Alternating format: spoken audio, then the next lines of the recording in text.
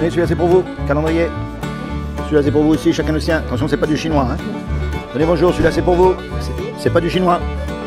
C'est pour vous, tenez, pour vous aussi, chacun le sien. Bonne journée, c'est du breton. Ouf. Tenez, celui-là c'est pour vous. Merci. Calendrier, c'est pas du chinois. Hein.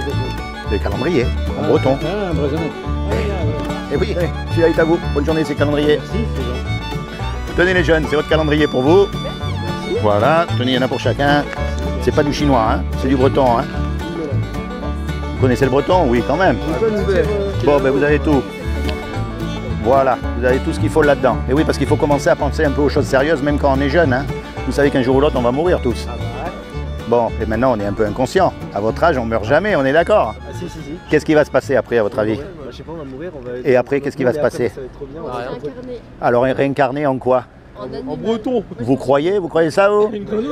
Alors, je vais vous expliquer. Une fois qu'on est mort, on va être jugé par rapport aux 10 commandements. Vous connaissez les 10 commandements? Oui. Alors, est-ce que vous avez déjà menti? Ah bah oui.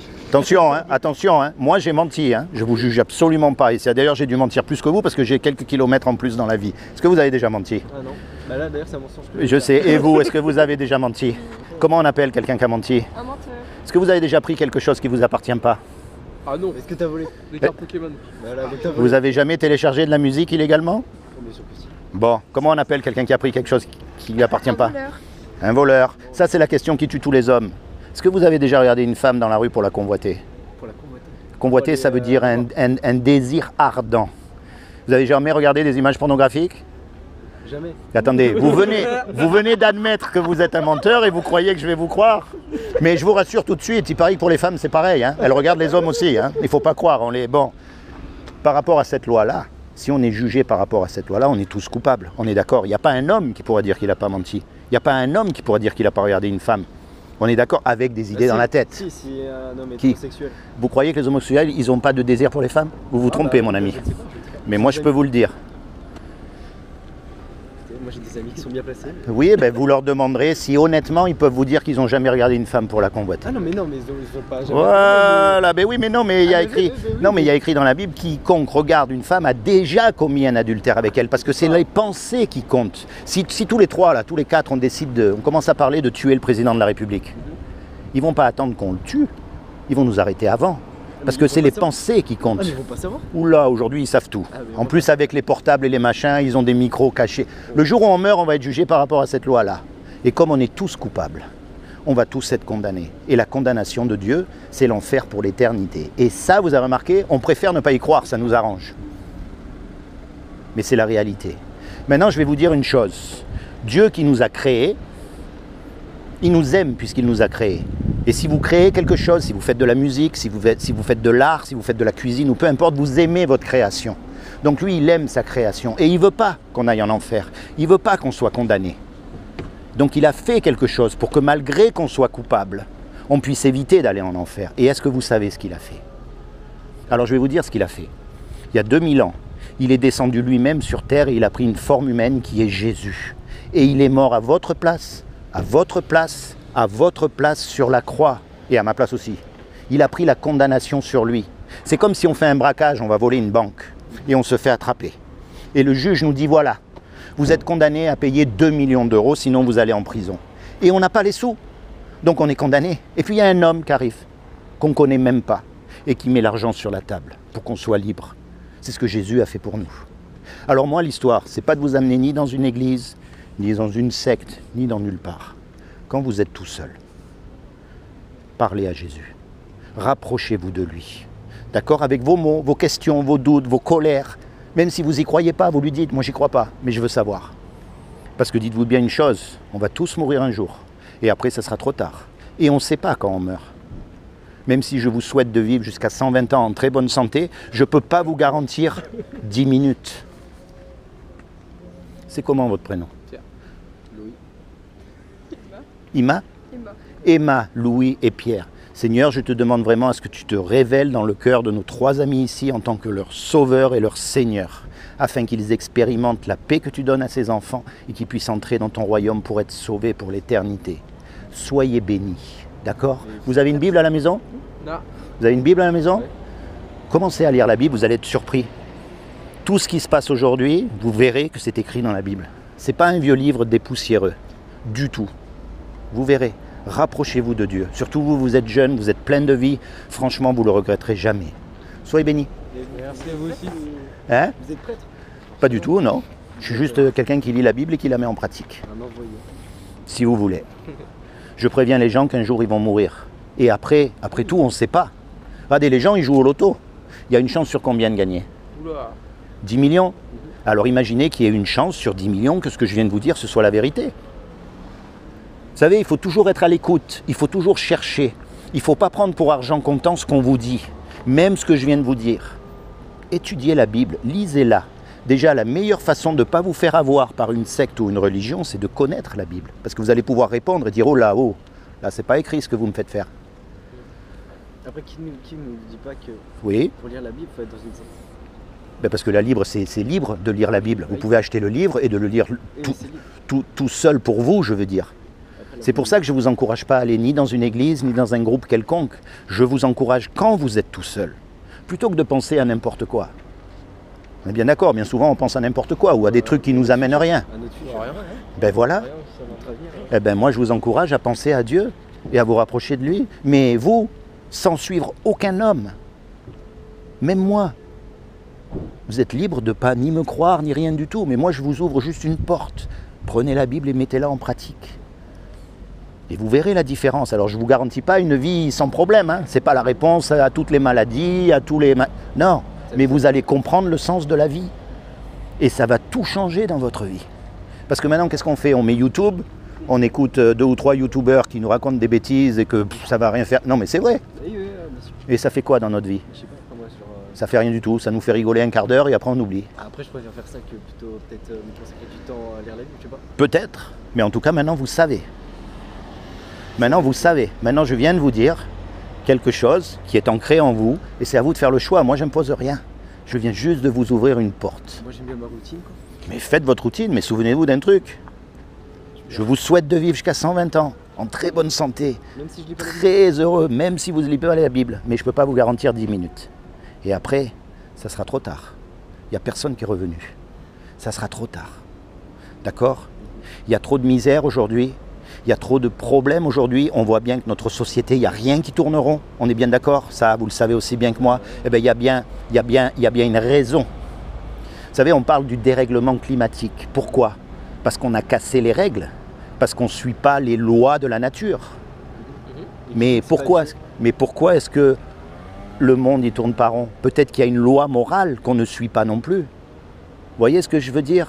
Alors après, on accuse Dieu. On lui dit, ouais, Dieu, si tu étais vraiment là, pourquoi? Mais qui c'est qui suit Dieu aujourd'hui? Quel est le gouvernement? Personne. Non, mais les croyants, les personnes croyantes. C'est très facile de prouver que Dieu existe. Mais alors, très facile. Regardez votre montre. Vous prenez n'importe quel objet. Vous voyez la montre là? Imaginez que je vous dise, tu vois cette montre? Ben en fait, au cours des années, elle s'est formée toute seule. La ferraille a fondu. Les aiguilles se sont formées, elles sont tombées du ciel, elles se sont... Vous allez dire, c'est pas possible. Puisqu'il y a une création, il y a forcément un créateur. C'est la logique même. Mais regardez en face de vous. Regardez la mer, les étoiles, la nature, votre propre corps humain. Puisqu'il y a une création, il y a forcément un créateur. Maintenant, attention, vous savez le piège où il est? On mélange Dieu et la religion. La religion a été faite par les hommes pour dominer sur des hommes. Si vous connaissez l'histoire de Jésus, ceux qui ont mis Jésus sur la croix, ce sont les religieux de l'époque. Aujourd'hui, ceux qui nous dégoûtent de Dieu, ce sont les religieux. Les prêtres pédophiles, les musulmans kamikazes, c'est toujours pareil. Mais après, c'est pas forcément parce qu'on n'a pas eu de preuve non plus que Dieu existait. Maintenant, Dieu, lui, il est anti-religion. Il veut y avoir une communion avec vous personnellement, qui ne sera pas la même avec moi qu'avec votre ami. Vous aurez votre relation avec Dieu. Vous lui parlez, il vous parle. Ça paraît fou, mais c'est comme ça. Dieu est venu pour nous rendre libres de toute religion, de toute domination humaine. Et à chaque fois que des chrétiens ont voulu mettre en pratique la Bible, ils se sont fait persécuter, soit par les catholiques, soit par les orthodoxes, soit par les protestants, mais à chaque fois. Mais après, en soi, la Bible, c'est comme si c'était une personne qui l'avait écrite, il pouvait écrire n'importe quoi, on fait juste que... C'est tout à fait vrai, mais alors comment est-ce qu'on sait que la Bible est d'une inspiration divine? Ça, on peut savoir, on sait pas. Ben on sait. Vous savez comment? Grâce aux prophéties. Les prophéties qui ont été écrites il y a 3000 ans au sujet d'un petit pays qui s'appelle Israël, qui est né il y a 100 ans, un peu, même pas, non, il y a 70 ans Israël, en 1880 je crois. Et toutes les prophéties se sont réalisées dans l'ordre au sujet de ce petit pays. Mais ça, vous pouvez le savoir qu'en lisant la Bible, qu'en vous y intéressant, seulement en creusant dedans, et comme je vous ai dit, en posant les questions à Dieu lui-même, mais pas à moi. Les doutes que vous avez là aujourd'hui. Oui, mais qui me dit que ce n'est pas des hommes qui ont écrit la Bible? Très bonne question. Non, mais vous ne les posez pas, mais c'est de très bonnes questions. Ce sont des hommes qui ont écrit la Bible. Vous voyez? Mais ces questions-là, il faut les poser à Dieu. Si Dieu n'est pas capable de vous répondre, vous êtes libre de croire ce que vous voulez, mais s'il vous répond, vous serez surpris. Vous serez surpris. Peut-être que là, vous êtes en recherche et que vous ne le savez même pas. Oh non, je suis pas en recherche, moi, oulala. Oula, vous savez, on ne connaît pas ce qu'il y a à l'intérieur de nous. Vous savez, notre âme, elle nous réserve des tas de surprises. En tout cas, moi, je ne suis pas là pour vous prouver ou inciter ou quoi que ce soit. Je vous simplement dis les choses. Une fois qu'on est mort, c'est ce qui va se passer. Libre à vous de croire ou pas. Libre à vous de vous rapprocher de Dieu ou pas. Imaginez, si vous avez l'opportunité de connaître celui qui a tout créé. Alors que nous, les hommes, avec toute l'intelligence, la connaissance et le savoir qu'on a, on est incapable de faire une feuille à partir de rien. On est incapable de faire un grain de poussière, un grain de sable. Avec toute la connaissance, on va sur la Lune, on va sur Mars. Aujourd'hui, on va sur la Lune comme on va à Dole de Bretagne. Toujours, on fait des allers-retours, c'est vrai. Et on est incapable de faire quoi que ce soit à partir de rien. Imaginez l'intelligence de celui qui a tout créé, le soleil, les planètes, notre corps humain. Aujourd'hui, on le dédaigne, notre corps humain. Les yeux. Expliquez la vue. Allez inventer un œil, déjà, c'est pas mal, mais 2 yeux qui travaillent en même temps. Et vous savez que s'il y a 1 millième de décalage, vous ne pouvez pas voir. 40 millions de terminaux nerveux dans l'œil. Vous pouvez vérifier, hein, c'est scientifique. Hein. S'il y en a un qui est débranché, ça ne marche plus. L'ADN. Étudiez l'ADN. C'est une machine parfaite et on en a tous une différente. Attendez, un accident, une évolution, c'est une absurdité scientifique.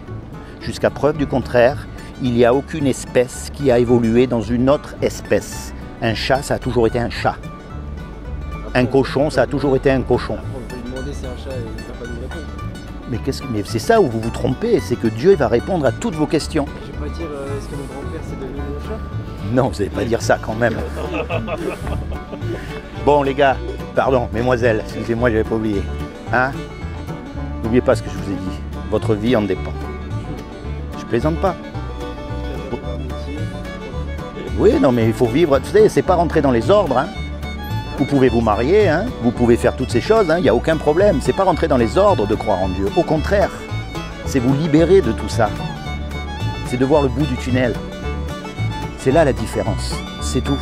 Au lieu de suivre le troupeau bêtement, vous voyez le bout du tunnel. Et donc, comme vous dites, vous trouvez un travail, vous trouvez une femme, vous faites une famille, vous vivez normalement. Hein. Vous savez, les prêtres, ils ne se marient pas.